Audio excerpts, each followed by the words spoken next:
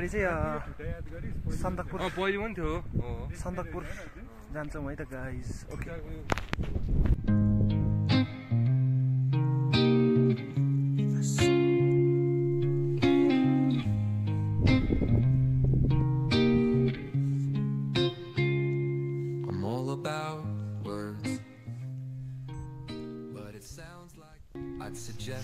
सबै गुराँस घारी रहेछ नि त है यहाँ गुराँस उले बेला कस्तो हुन्छ होला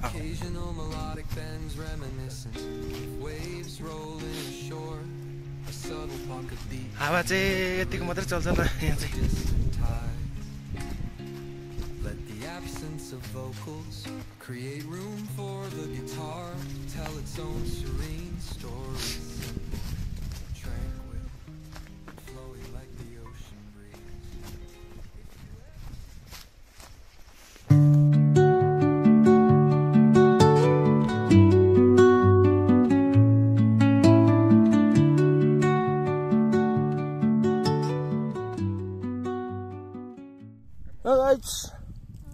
हामी चाहिँ पुरानो गोठनेर आइपुग्यो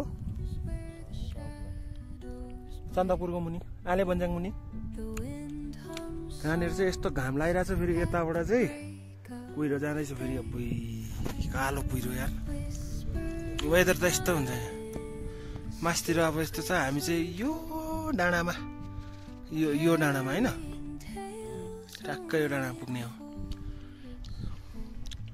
अब चाहिँ 1 घन्टा उकालो हिँडाइ हुन्छ केटाहरू पुरै थाकेर अब चाहिँ कसो गरौँ भने आधा घन्टा बिचमा चाहिँ टाइम स्ल्याप अन के अरे 4:12 त हुँदो रहेछ होइन माम चौरीको छुर्पी खोज्छ हिँडेको छ उकालो के भन्ने यहाँनिर एकैछिनमा घाम लाग्छ एकैछिनमा यस्तो हुन्छ कि गाइस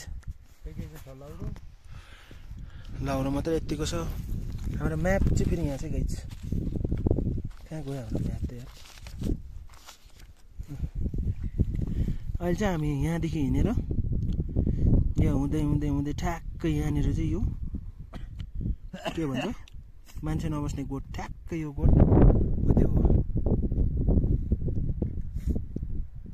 ठ्याक्कै त्यो गोठ हो अब यो गोठबाट चाहिँ 1 घन्टा चाहिँ नन स्टप हिँडेपछि ग्रिन होमस्टे भन्ने यहाँनिर आइपुग्छ अनि त्यहाँबाट चाहिँ 10 मिनट हिँडेपछि यहाँनिर पुग्छ हाम्रो मेन डेस्टिनेसन चाहिँ यहाँ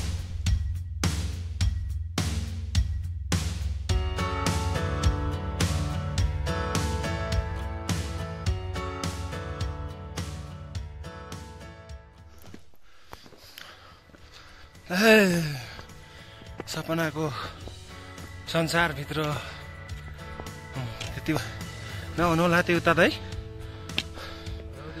आउँदैछु म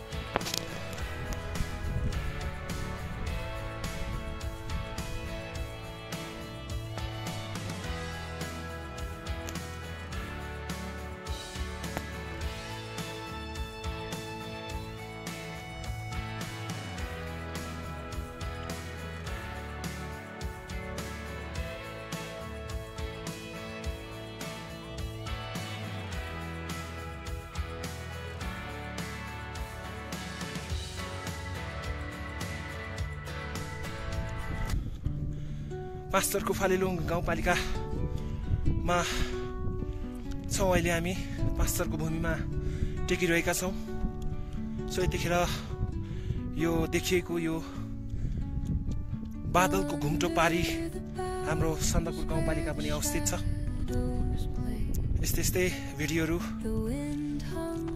हामी मार्फत हेरिदिनु हुन हार्दिक अनुरोध गर्दछु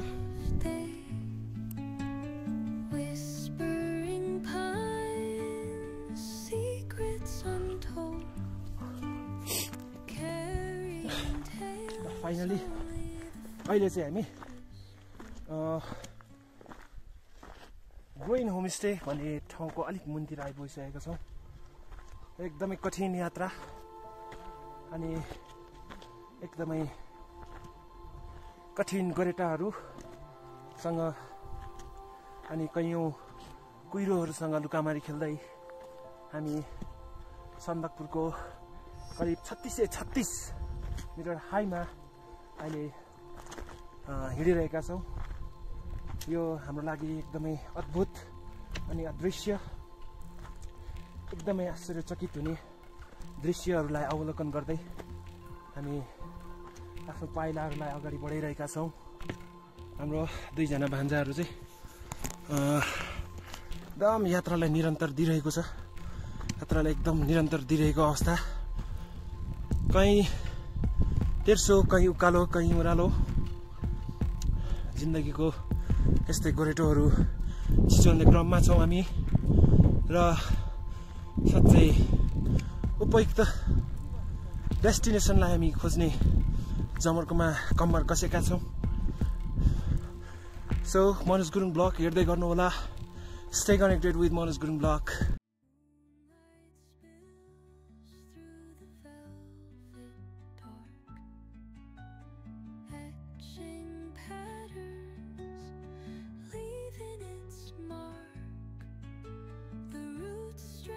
third day, good morning from Aal भन्ज्याङ।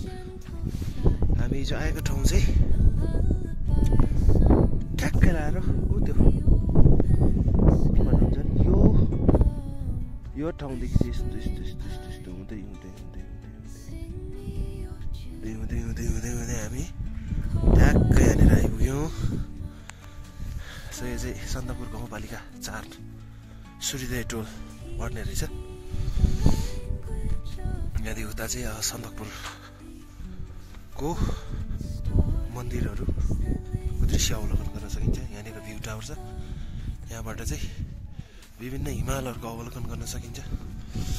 हिमालहरू हेर्ने हो भने यताबाट यसरी हेर्ने हो, चारैतिर हिमाल छ, यताबाट हिमाल छ। नेपाल र भारतको सीमाको 10 गजा त्यहाँनिर गाडिएको छ। कञ्चनजङ्घालाई यसरी हामीले निहाल्न सक्छौँ। कञ्चनजङ्घा, कुम्भकर्ण लगायतको अन्य हिमशृङ्खला, लोत्से, धौलागिरी लगायतको अन्य हिमशृङ्खलाहरू यसरी हेर्न सकिन्छ।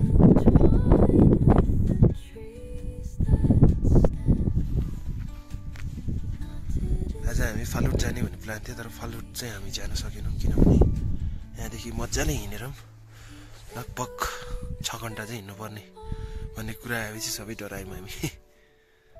So stay connected with Manoj Gurung blog.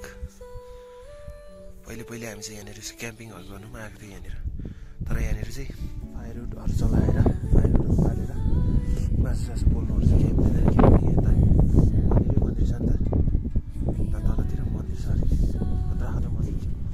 त्यो भएको कारणले गर्दाखेरि चाहिँ यतातिर चाहिँ त्यसरी दिँदैन। यतातिर चाहिँ अब हाम्रो गाउँ कहाँनिर मन्दिर तपाईँलाई भन्दाखेरि ठ्याक्क यो चाहिँ माउथाम हो। यहाँदेखि यस्तो हुँदै हुँदै दोबाटेदेखि हुँदै हुँदै के भने अलि नदेख्दो रहेछ, पुरै चाहिँ नदेख्दो रहेछ। ट्याक्क पर माउथामदेखि अरू हिलेसम्म चाहिँ दामी देख्दो रहेछ। यो माउथामदेखि अलि अरू यहाँनिर चाहिँ हिले हो क्या, हिले इलाम मजाहरू हेर्न सकियो यसरी।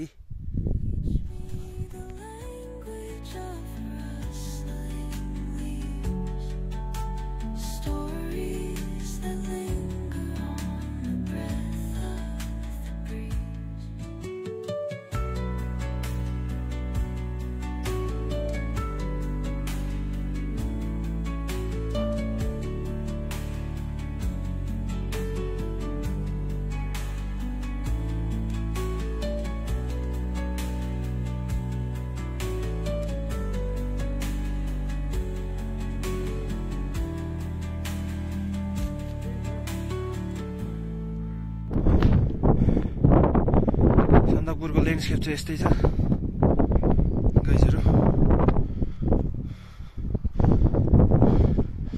साह्रो लकी हामी। जाउँ टप अफ द भ्यू माथि जाउँ होइन। हामी चाहिँ ठ्याक्कै अहिले 3636 को हाइटमा आएँ है त।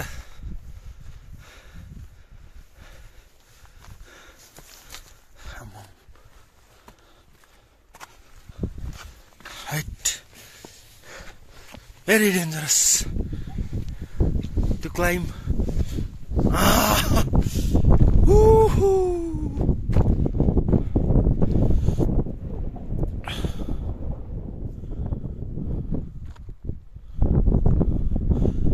हावा चाहिँ तर मान्छे उडाउने खाली आउँदो रहेछ यहाँ चाहिँ।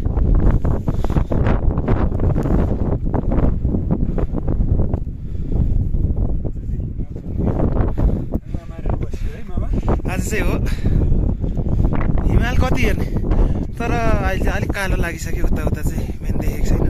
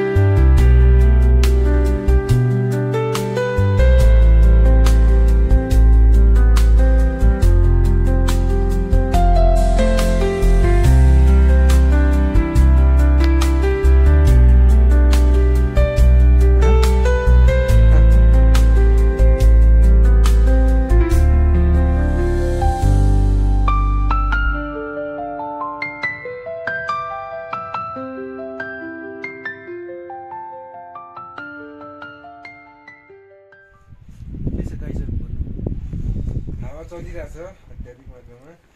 सुमन एकदम चिसोको मात्रा बढेर आगोले चाहिँ एकदम पानी रमाइलो छ है। सायद यो 36 को हाइटमा चाहिँ घाम यसरी टन्टालापुर घाम लाग्नु अनि लट्स अफ हिमालयजहरू हेर्नु पाउनु चाहिँ हाम्रो लागि एकदमै इम्पोर्टेन्ट छ। वहाँनिर हेलो फ्रिजिङ भएर होइन पानीहरू हेर न गाइजहरू है यतिको मात्रै छ किक दाँतको किरा चाहिँ मर्छ है के हो।